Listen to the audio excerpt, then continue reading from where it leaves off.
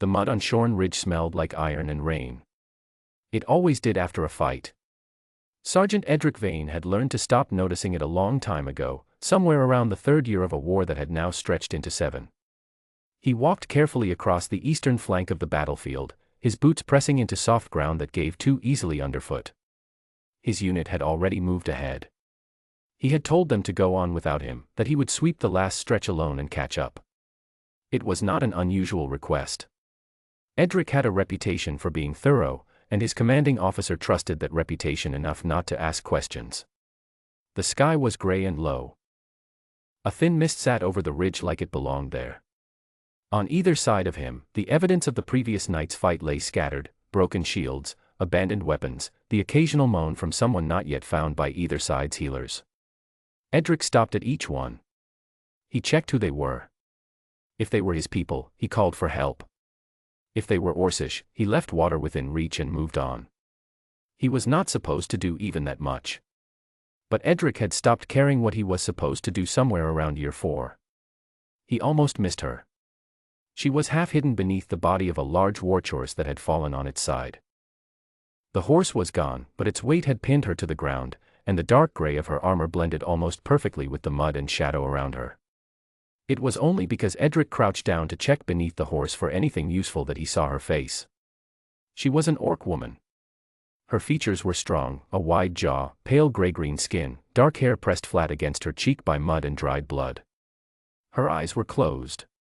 Her chest rose and fell in a shallow, unsteady rhythm, but it rose and fell. That was enough. He saw the markings on her armor. He knew enough about Orcish rank symbols to understand that this was not an ordinary soldier. The markings on her shoulder guard were those of a commander. He had heard stories about Orcish commanders. Most soldiers in his unit were afraid of them in a way they were not afraid of regular fighters, not because of cruelty, but because of skill.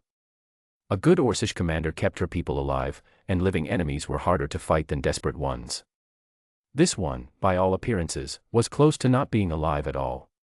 Edric crouched beside her for a long moment. The sensible thing, the trained thing, was clear enough. He could leave her there.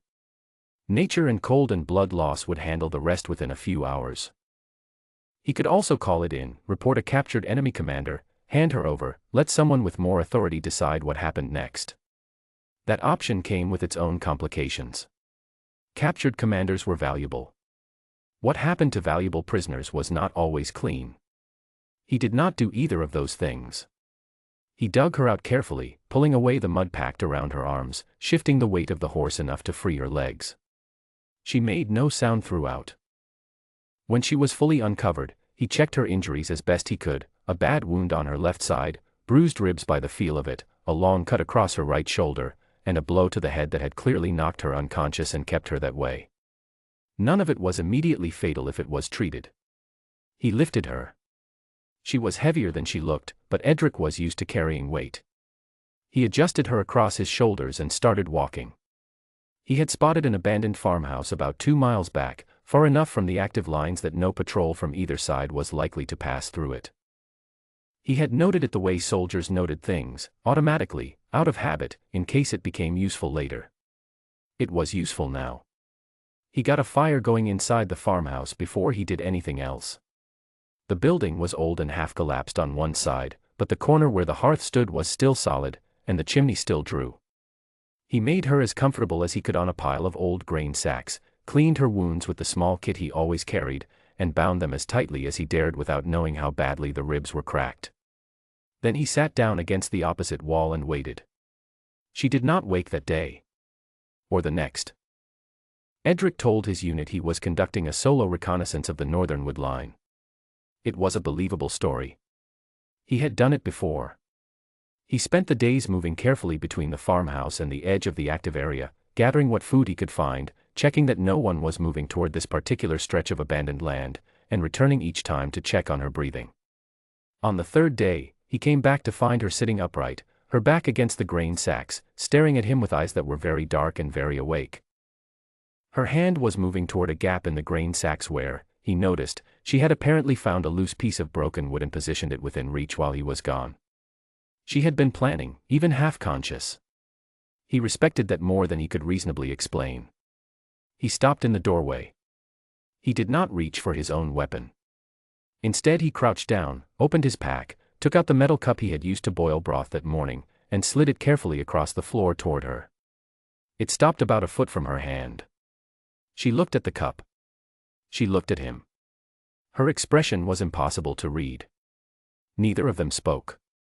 After a long moment, she picked up the cup and drank. Her name, he learned over the following days, was Mira. She offered it on the fourth day without being asked, in the flat, direct way that he quickly understood was simply how she communicated. She did not soften things. She did not make small talk. When she spoke, she meant it, and when she had nothing to say, she said nothing.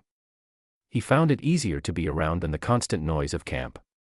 She learned his name the same way, he told her without ceremony, and she repeated it once to fix it in her mind, and that was that.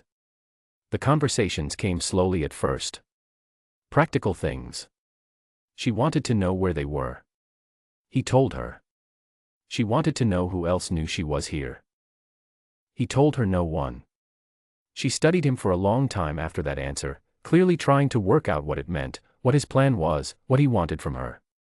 He did not have a plan. He was not sure he had wanted anything in a long time. On the fifth day, she asked him why he had not handed her over. Her voice was steady when she asked it, but he could hear the weight behind it. She was not asking out of simple curiosity. She was trying to understand something that did not fit into the world she knew. He thought about it before he answered, because he did not want to give her something easy that was not true. I do not know exactly, he said. But I think it was because I have had enough of things that do not have to happen. She was quiet for a while after that. Then she said, my clan thinks I am dead. I know, he said. They will not look for me. Probably not. Another silence. The fire crackled between them. You gave me back the cup, she said, even though I could have used it as a weapon. You could have, he agreed. Why? Because you were thirsty, he said. And because you had not tried to hurt me yet. She looked at him for a moment, and something shifted very slightly in her expression. It was not warmth exactly. It was more like the beginning of a decision being made.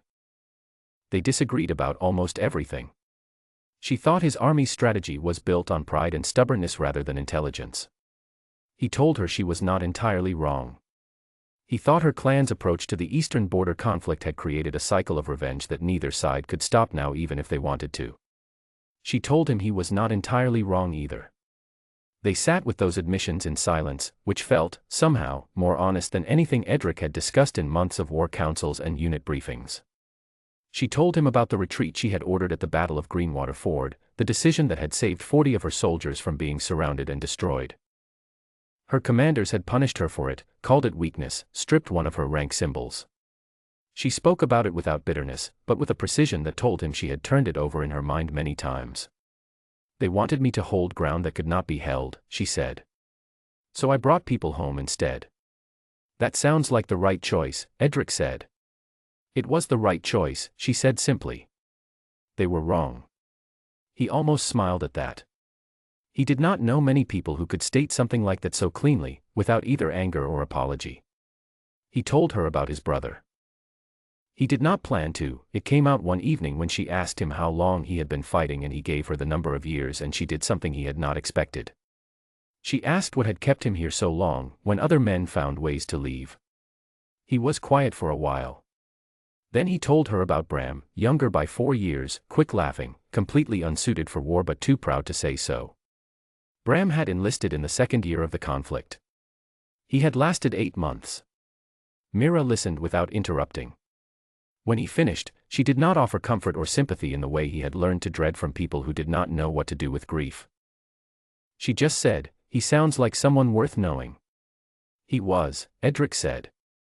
What clan of yours killed him, she asked, and then corrected herself, what unit of theirs? He told her. She was quiet for a moment. I know that engagement, she said. I was not there. But I know it. A pause. It was poorly handled. On our side. He had not expected that either. Most of it is, he said. Yes, she agreed.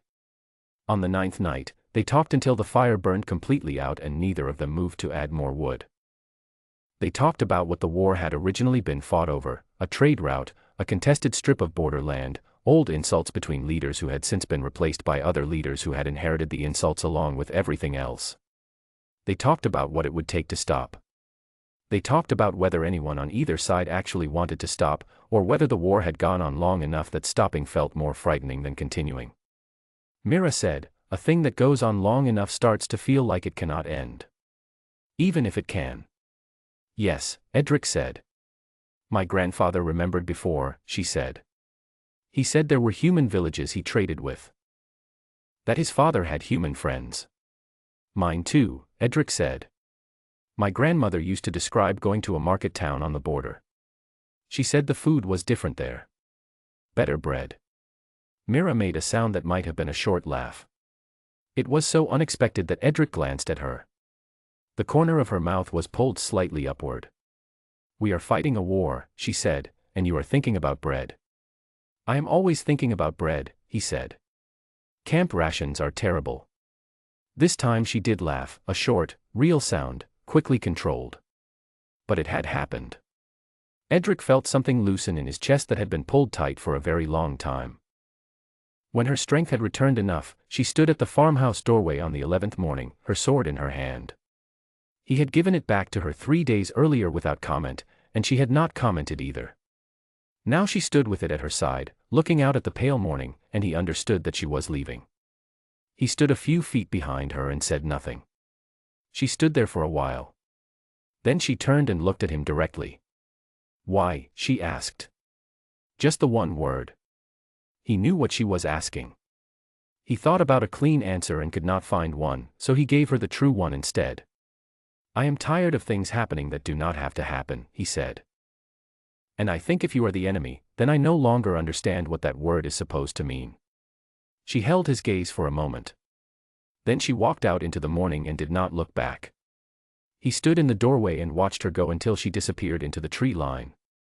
Then he went inside and put more wood on the fire, and sat down, and stayed very still for a long time. What Mira did when she returned to her clan was not what anyone expected. She did not slip back quietly and say nothing of where she had been. She did not craft a story about surviving alone in the wilderness, which would have been easier and safer. She walked back into her camp and went directly to the war council, and she told them the truth. Every part of it. She told them a human soldier had found her defenseless, and had not used it against her. She told them what she had seen in his face and heard in his voice over 11 days, not strategy, not politics, not the performance of an enemy, but exhaustion. The same exhaustion she saw every morning in her own people. The same exhaustion that had quietly eaten through the reason for fighting without anyone admitting it out loud. She told the council that the war had become a habit. She said it plainly, the way she said everything. And she said that she believed habits could be broken, if someone chose to break them. There were council members who were angry. There always were. But Mira had not survived 7 years of war and come back from death's edge to be talked out of something she had decided. She made her case with the same precision she brought to every battle plan. She named what the war had cost. She named what continuing would cost. And then she did something no Orcish commander had done in the 7 years of this conflict. She requested a summit. On the human side, Edric was brought before his commanding officers and questioned for a long time. He told them the truth as well. He had expected punishment. What he had not expected was his commanding general, a woman named Orvain, old enough to have watched this war grow from a border dispute into a consuming thing, listening to him quietly and then saying only, "Tell me about her." He told her. General Orvain sat with it for a long time. Then she said, "Set up the meeting." The summit at Shorn Ridge was held 40 days later. It was not a warm occasion. There were arguments. There were old wounds brought into the open that hurt more for being named. Neither side trusted the other, and no one pretended otherwise. But it held together. Because the people sent to that ridge, on both sides, were people who had run out of good reasons to keep doing what they were doing. And it turns out that shared exhaustion is a more honest foundation for peace than most people expect. Edric stood at the edge of the gathering as a witness. He had no official role. He had not been asked to speak.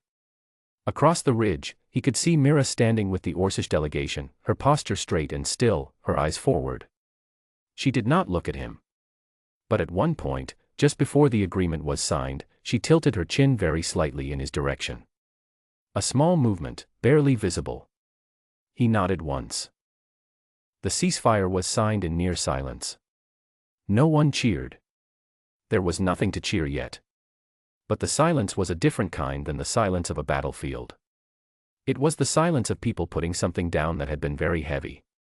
Edric went home to a village in the western part of Aldenmere that had grown a little quieter while he was away. He raised sheep. He fixed fences. He wrote letters that took him a long time to figure out how to start. Mira returned to the work her clan needed from her, the long, difficult work of rebuilding after years of loss. She was not patient with ceremony. She was very patient with the slow, necessary things. In the ruins of the farmhouse on Shorn Ridge, if anyone had looked, they would have found a particular knife tucked carefully into a crack in the old stone wall. It had not been there before Mira left. She had gone back, once, and left it deliberately. It was the kind of thing that could not quite be explained in words, but did not need to be. They met again, eventually. That part of the story belongs to a different telling. But the war ended. And the reason it ended, when people tried to explain it later, came down to something very simple. One soldier, on a muddy ridge, made a choice that did not have to be made. He picked up someone who was supposed to be his enemy. He gave her water. He gave her back her sword.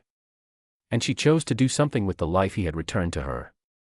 Sometimes that is how the largest things in the world begin, not with grand speeches or great battles, but with one person deciding, quietly, to do the decent thing when no one would have blamed them for doing otherwise.